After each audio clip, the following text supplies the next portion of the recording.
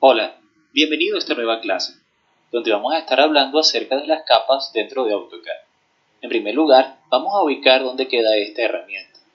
Podemos encontrarla dentro de la ficha Home, bajo el panel Layers, cuya traducción es capas.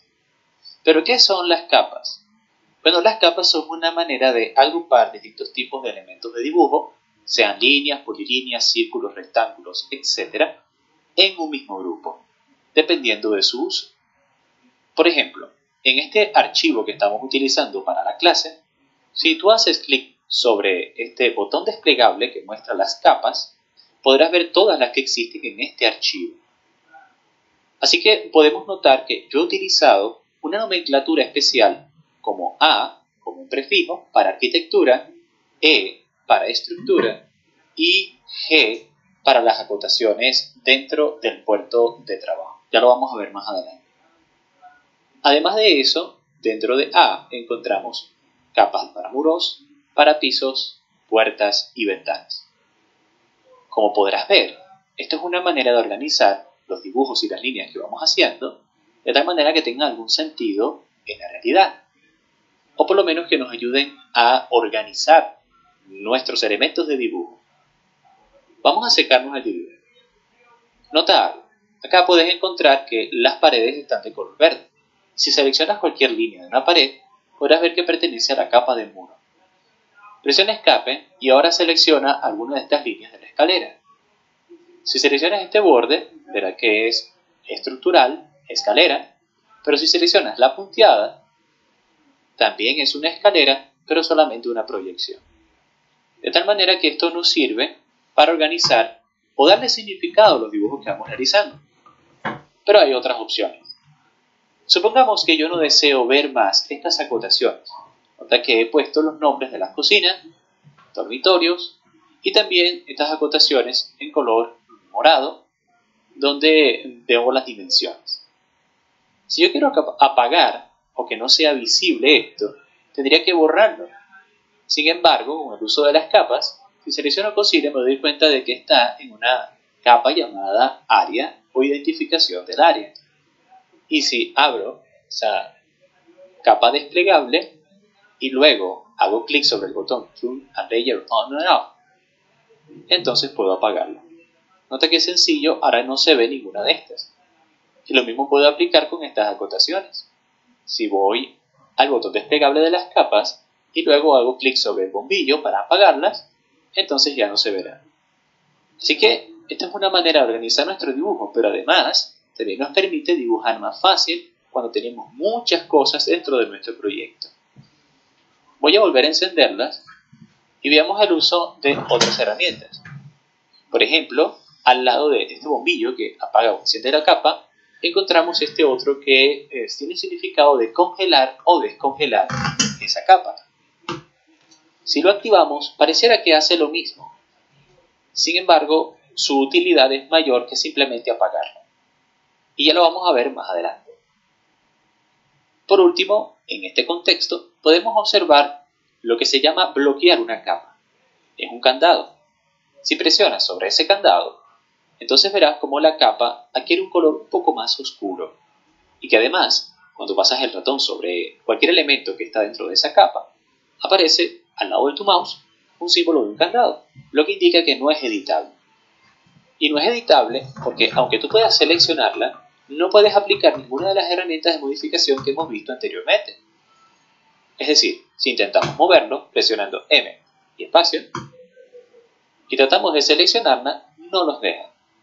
Lo que quiere decir que no podemos aplicar ninguna herramienta de modificación. Esto es bastante útil cuando queremos que aparezca debajo de nuestro dibujo algunas líneas de referencias, pero no queremos por equivocación cambiarlas. Yo voy a volver a activar la opción de edición de esta capa. Muy bien, hasta ahora hemos visto cómo apagarlas, prenderlas e incluso cómo cambiar las capas actuales. Pero ¿qué hay si quiero crear una nueva? Para crear nuevas capas o incluso borrar las existentes, debemos ir hacia la ficha Home, bajo el panel Layers o Capas y hacer clic sobre Propiedades de capa.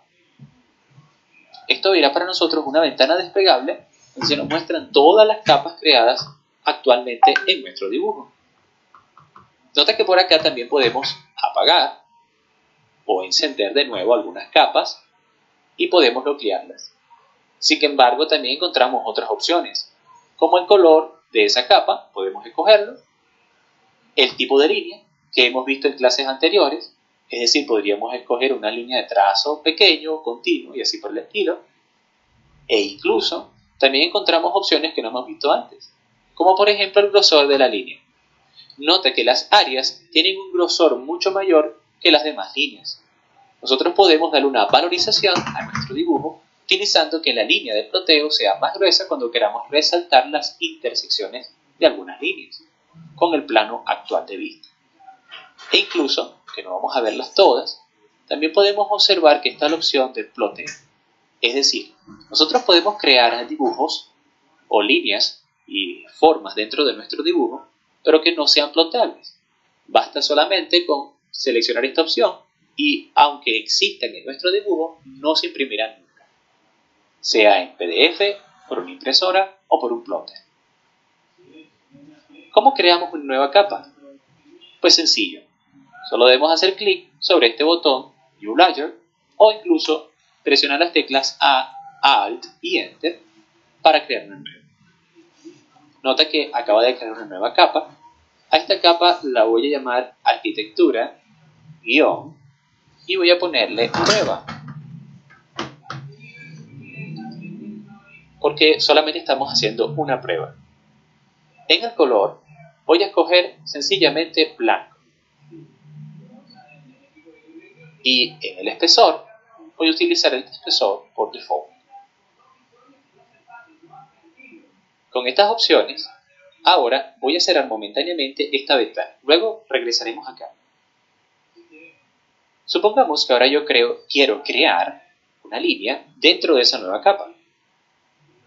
Actualmente, la capa en la que estoy dibujando es la capa número 0.